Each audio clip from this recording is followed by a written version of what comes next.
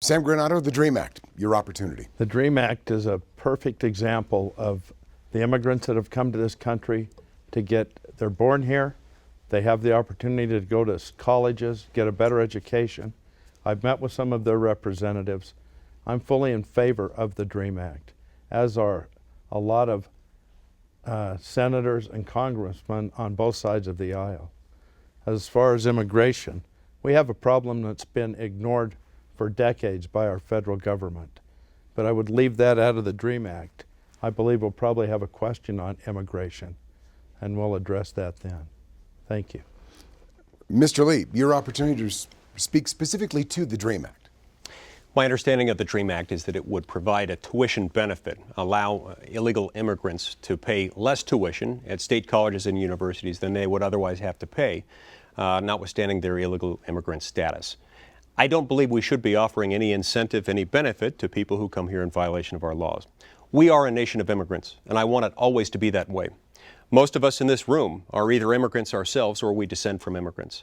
I want the immigrants of today and tomorrow to have the same benefits that my ancestors enjoyed when they came to this country.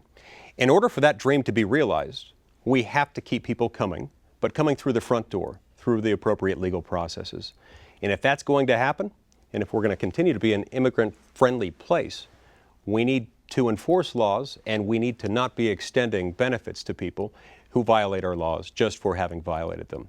We've got to have increased border enforcement, and I believe we need to enact legislation patterned after H.R. 1868, which would say that after the date of its enactment, anyone born in the United States is entitled to birthright citizenship if, upon the time of birth, at least one parent was either a lawful permanent resident or a citizen or an alien involved in active full-time military service to the United States.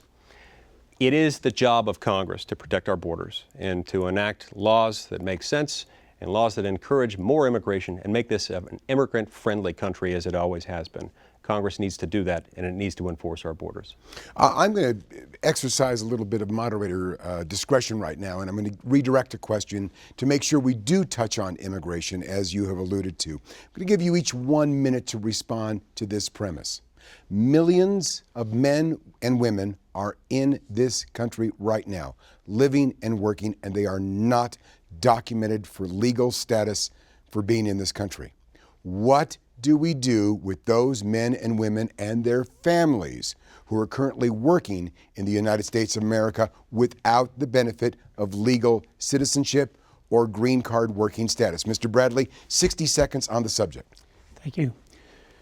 They came here illegally. They broke our law. They need to go home. And I believe that those that think it's an unfair practice would, if they thought about it, we're not sending them to a gulag, we're sending them home. I believe it would be necessary to set a deadline, 3-6 months. We could enact whatever the time frame in which assets could be liquidated and they could go home. Once they got home, they could apply through the legal process to return. And those that failed to go home during that period of time, when they got caught, it would be a catch and release tag program where we would identify them thoroughly, send them home, and they would never be allowed to return. The fact of the matter is that we tried this idea of amnesty in 1986. It exacerbated our problem by more than 10 times by opening the door and assuring those that got here illegally ultimately and finally would be able to stay. So I believe that we need to react in this manner, sending people home and allowing them to return through the legal process. Mr. Granato. We're a passionate and compassionate state. I do not believe in ripping families apart. Out of the 11 to 12 million illegal immigrants in this country, it represents 6.5 million families. To send one home or two home out of the family, we have to find a way to bring them together. We need to secure our borders. We need a bigger fence. We need a gate that swings both ways for a guest worker program. A lot of the people are here because they're afraid to go home. They won't be able to get back. If we don't come together and settle this where the government has ignored it for too many years, we need the people here. It will mess up some of our industries, from hospitality to oil and gas.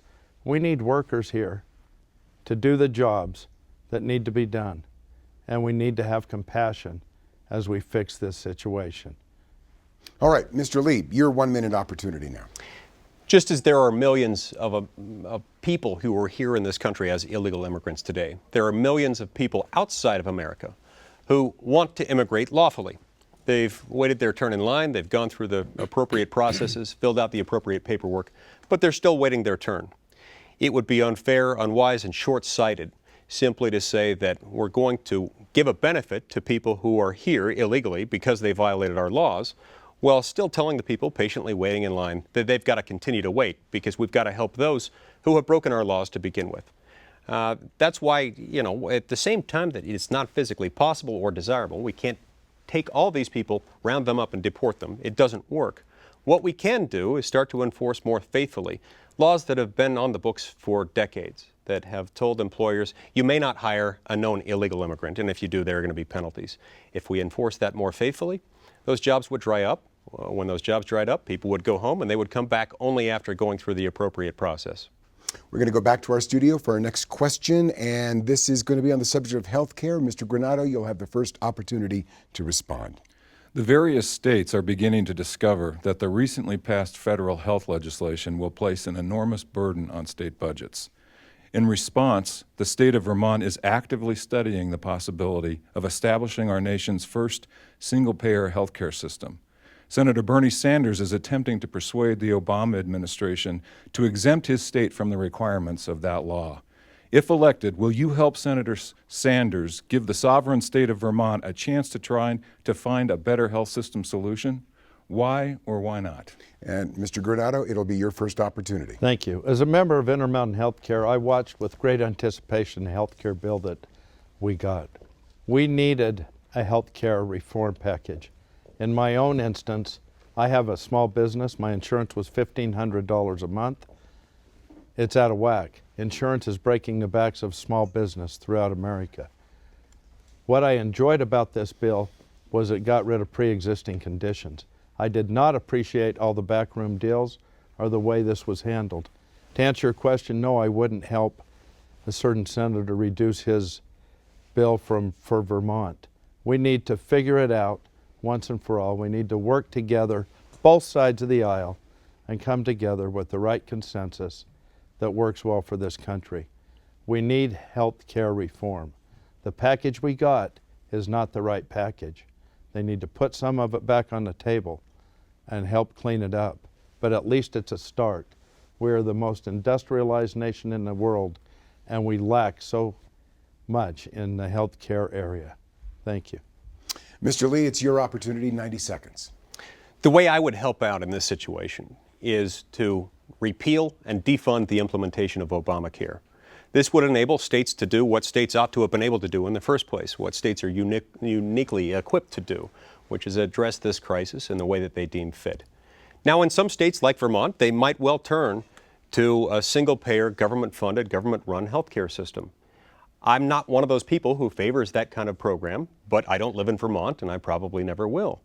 The states need to be able to address this on a state-by-state basis, both because it makes more sense from a matter of public policy, but also because it's within the state's power to do that under the Constitution.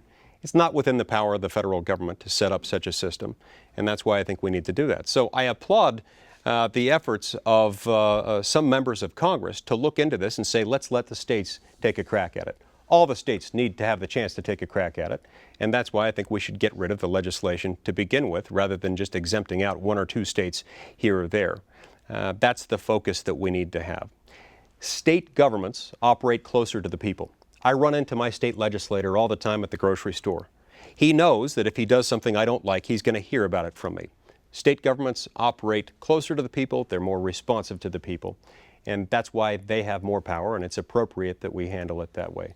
That's also one reason why this focus on the rights of the states and on federalism is not just a Republican issue or a Democrat issue. It's an issue that allows us to reach across the aisle and work together for cooperative solutions.